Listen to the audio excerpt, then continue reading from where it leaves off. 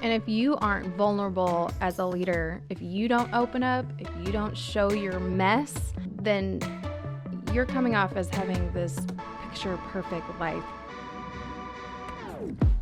Welcome to the D3 Discipleship Podcast, a podcast about the language and tools that help to create a culture of intentional discipleship in your church. We are excited that you're joining us today and hope that you enjoy what you hear. Welcome to the D3 Discipleship Podcast. We're glad that you're with us. This is episode 14, and when I say we, I mean myself and Katie Clevenger, who is here with me. Hey guys, welcome back, or welcome in general if this is your first time listening. We're glad that you have made us a part of your day today. In this podcast, the idea is to help coach and equip you to lead your best in discipleship. That's right, and we hope that we're doing just that, and if anything, you are listening, and we thank you so much for listening and continuing to listen, and we'll continue to make content if you'll continue to listen. So we're far from running out of content, and that's exciting, and you guys, from what we're seeing on our website and different things, you are spending time listening to this podcast. Thank you. We have several things to share with you as leaders. And again, we believe that we'll make you a better leader or help to make you a better leader. And I think we're just getting started. So that's kind of fun. Yeah. Yeah. And this week we're back at phase 1 on the discipling pathway, and we're talking about building relationships and building what we call relational equity.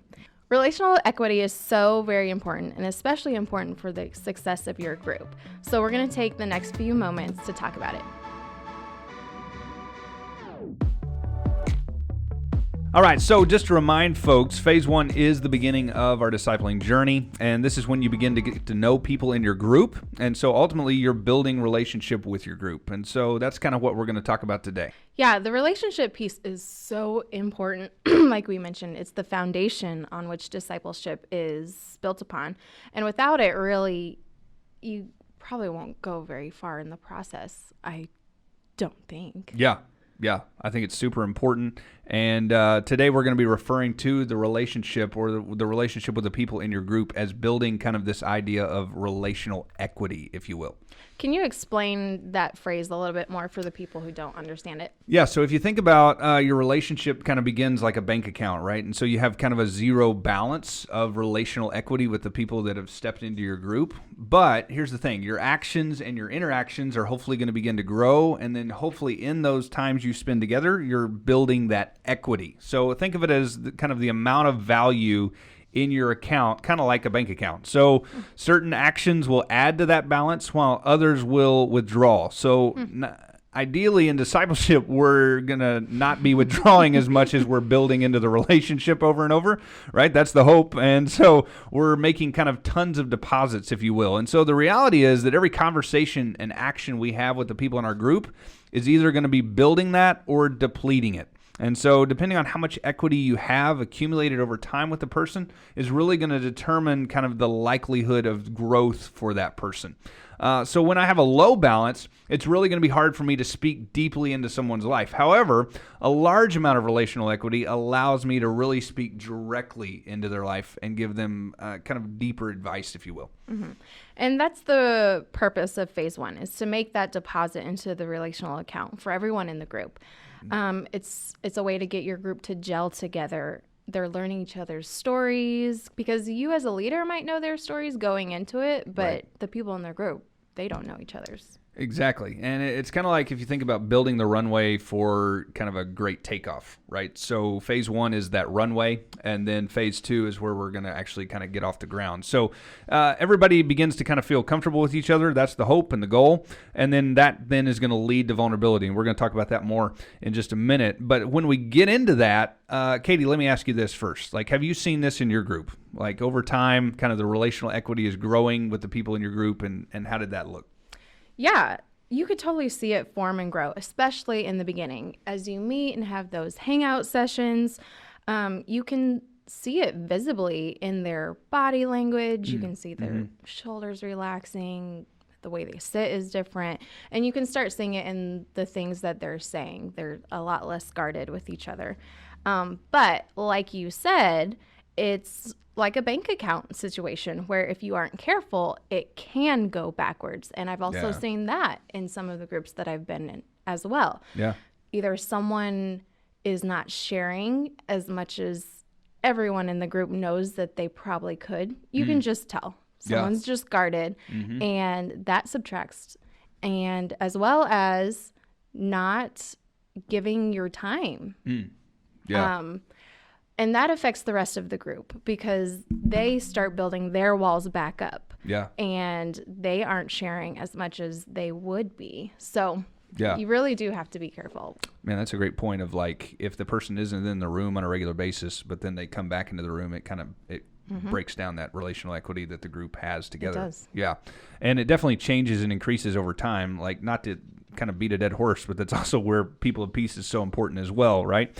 Like, if you're not a person of peace with those people in your group, then you're going to have a really hard time making those deposits. And you may find yourself at a place that even if they're not a person of peace, they may not let you make those deposits, if you will. But here for just a few moments, let's talk about some ways that perhaps we can build relational equity. So let's say you're starting at a zero balance with the people in your group, or maybe like $100, right? Because you've spent some time with them in person and you feel that person of peace tug. And so now you're in the group, you've started the group, and here we go, right? So how can we then build that relational equity?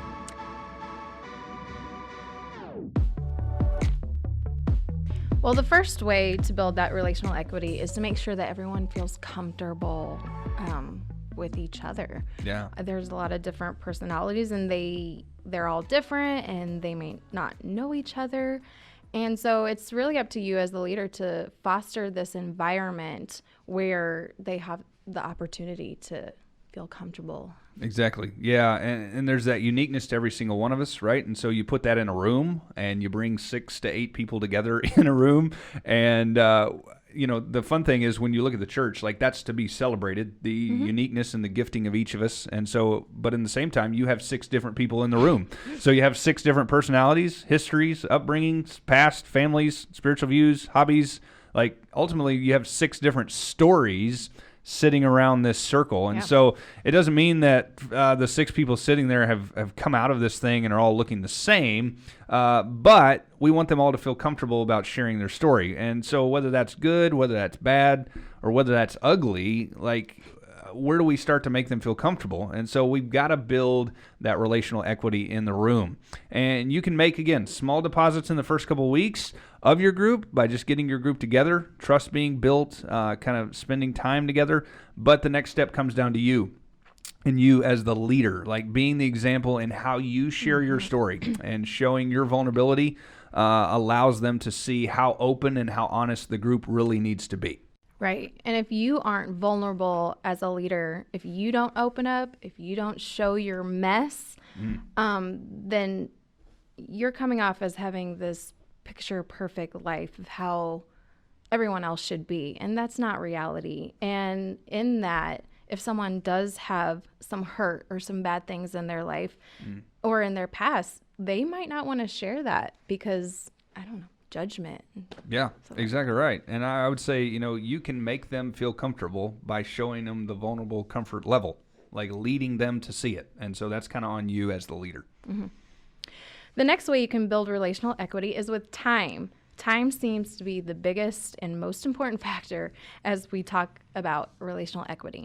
Yeah, and so this is kind of the secret sauce here. Like, you're going to build equity over time. In fact, equity, if you look at the definition, is to be built up over time or build value over time. And so time really does play the key role in this. And the more you spend time with your people in your group, the more your relational equity should hopefully be growing, right? And so a way to kind of look at this would be if you walked up to some random person on the street and you told them, hey, you're a sinner and you need Jesus. And you have no relational equity with that person. Like, it's just some random person on the street. You're not probably going to get a lot of traction or a lot of movement in that. But imagine if you had, spent 6 months or 8 months with someone, they're not a believer, and then you see and you find that opportunity to share Jesus, and then you do, right? Like, it's because of the time that you've spent with them that you get the opportunity to share that. Yeah.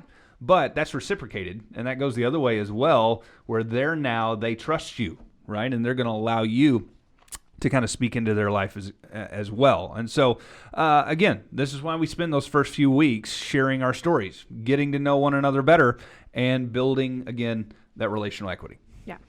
And a way to think about it is this. When we get into phase 2 of the discipleship pathway, we've been together for a long time. Right. And so by now we should feel pretty confident to speak into someone's stuff or a Kairos moment, because now over time we've added a lot to the bank in way of relationship.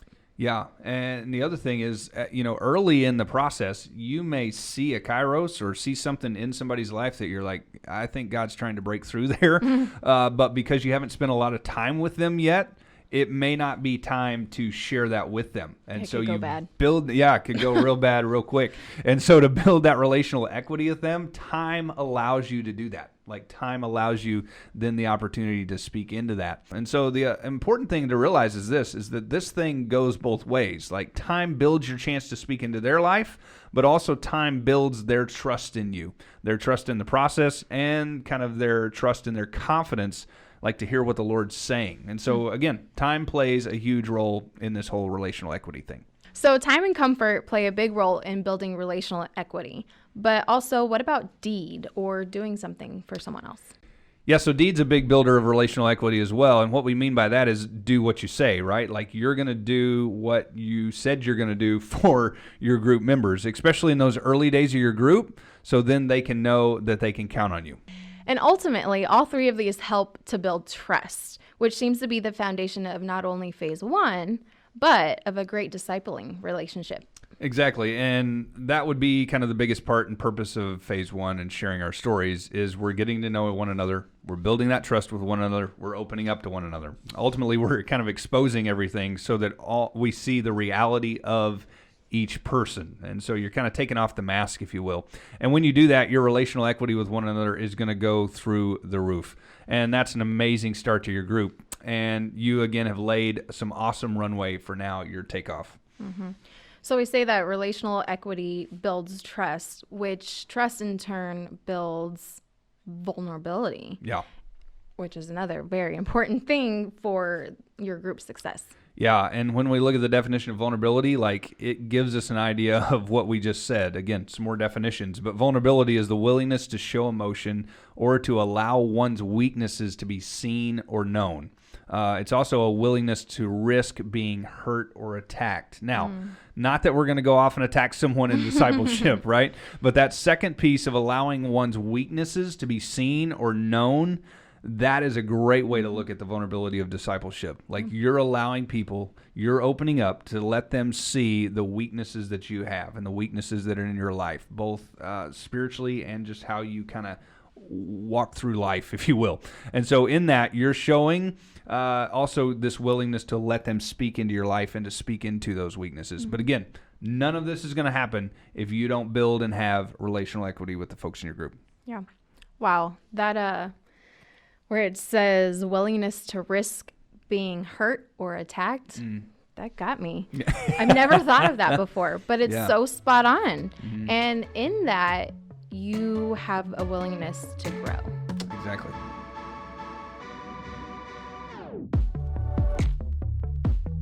So today we looked at some great information about relational equity and its importance in discipling relationships and beginning to build that in phase 1 on day 1 and then going into stories.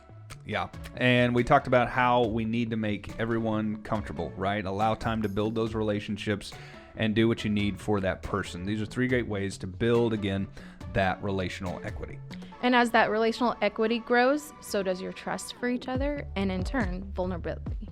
Yes. And trust is definitely needed in your group. Like relational equity is needed in your group. So you can grow together and also you can grow to look more like Jesus. Great stuff, Ray. We hope that you've enjoyed today's episode. Don't forget to be sending in your questions for our next Q&A. Yeah. Woo-hoo! Have a great week, and we'll see you next time on the D3 Discipleship Podcast. We'll see you then. Thank you for joining us today. We hope that today's information was helpful and useful for your discipling journey. We would like to encourage you to subscribe, review, and share on social media. If you would like more information, check out d3pathway.com.